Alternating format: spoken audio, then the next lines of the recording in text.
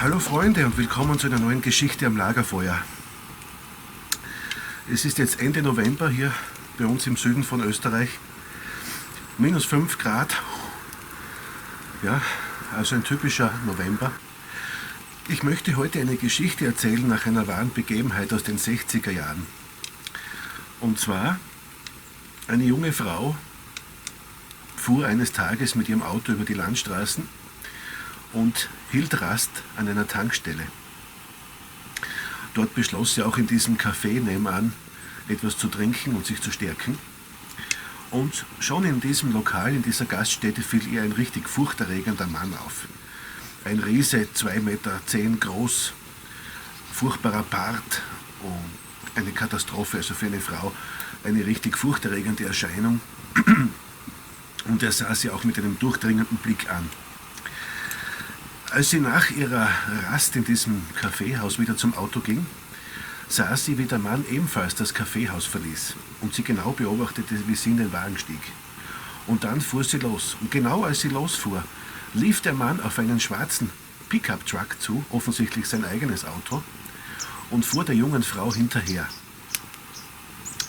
Natürlich in den 60er Jahren hat es noch kein Handy gegeben und die Frau war völlig auf sich allein gestellt, als sie hinaus auf die Freilandstraße in Richtung Wüste fuhr. Im Rückspiegel sah sie immer den schwarzen Pickup-Truck, der in einem bestimmten Abstand hinter ihr herfuhr. Die Frau bekam nun richtig leichte Panik. Sie spürte die Angst in sich aufsteigen und vor allem auch als dieser Mann in dem schwarzen Pickup-Truck immer näher kam. Nun verwendete er auch die Lichthupe, er setzte das Fernlicht ein und blendete die Frau von hinten. Die Frau gab Vollgas, aber der Pickup-Truck war genauso schnell wie die Frau und der Abstand zwischen den beiden Fahrzeugen blieb immer derselbe. Und es wurde noch schlimmer, es wurde noch viel schlimmer. Nun setzte der Mann in dem schwarzen Pickup-Truck sogar zum Überholen auf und machte ganz wüste Handgesten in ihre Richtung. So auf die Art, die Frau empfand es so, jetzt bist du dran.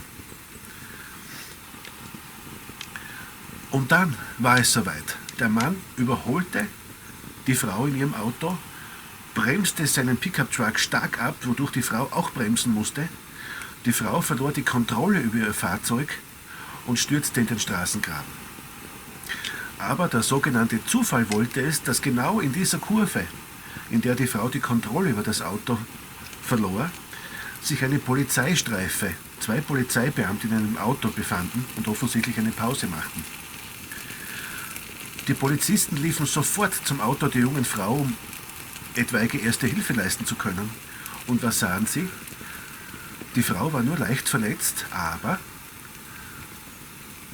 auf dem Rücksitz befand sich noch eine weitere Person. Und es stellte sich heraus, dass es ein gesuchter Mörder war.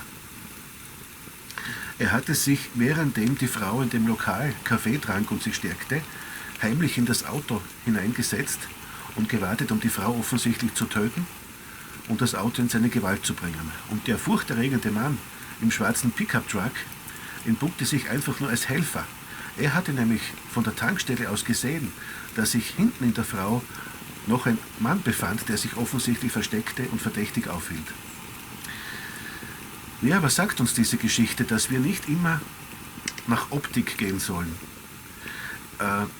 Die Menschen oder auch die Personen, die uns in unserem Leben begegnen, sollen wir nicht oder sollten wir nicht nach ihrer äußerlichen Erscheinung beurteilen oder in eine bestimmte Schublade stecken. Als Beispiel, viele von uns denken, ein Lehrer, der uns etwas Wichtiges in unserem Leben sagt, muss ein alter Mann sein, der muss sich indisch anziehen, der muss einen langen weißen Bart haben oder der muss, ja, das kann nur ein Guru sein. Oder der Zwillingsbruder von Jesus, und zwar der körperliche Zwillingsbruder, der muss genauso aussehen. Langes Haar, du weißt, was ich meine. In meinem Leben war es so, dass ich erst oft Monate oder Jahre später draufgekommen bin oder es mir im wahrsten Sinne des Wortes bewusst geworden ist, dass mir das Leben in bestimmten Situationen Zeichen gibt, Informationen gibt. Und genauso ist es bei dir. Vielleicht erinnerst du dich an Aussagen von Arbeitskollegen oder von wildfremden Personen, von Fragmenten, die du in einem Film gesehen hast. Und wenn du diese Fragmente zusammenbringst, weisen sie dich offensichtlich direkt auf eine Lebenssituation hin, und zwar als Hilfe, als Lösungsansatz, als Variante, als Karma. Unter Karma verstehe ich nicht einen vorgegebenen Schicksalsweg, sondern, wenn ich es so beschreiben kann, Karma ist für mich,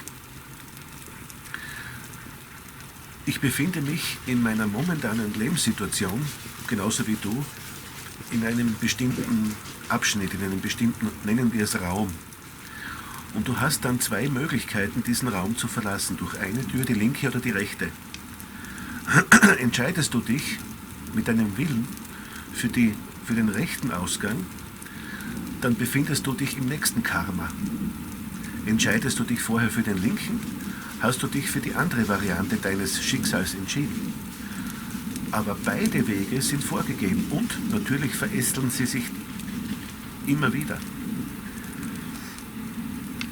Und hier merkt man auch, wie komplex unser System, unser Leben aufgebaut ist. Nicht kompliziert, sondern komplex. In diesem Sinne bedanke ich mich recht herzlich für dein Interesse, für deine Begleitung an diesem Lagerfeuer.